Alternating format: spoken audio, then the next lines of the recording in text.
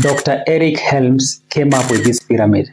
We call it the pyramid of hierarchy of importance. At the bottom, we have the most important thing you need to consider if you want to improve your body composition. At the top, we have the least important thing for you to consider when you want to improve your body composition. But it is very interesting that most people are focusing on the things on top, which are not very important for your results. 99% of people who go to the gym do not need supplements. You don't need them.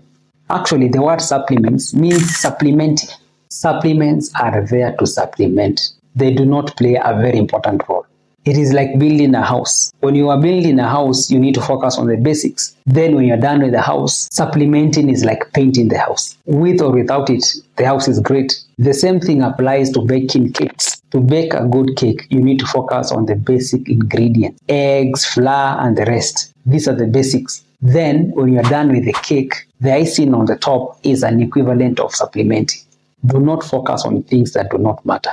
And supplements are one of those things, because they do not matter for most of us at this level. If you've done everything in this pyramid from the bottom going up, then you can supplement. But if you've not, they are useless.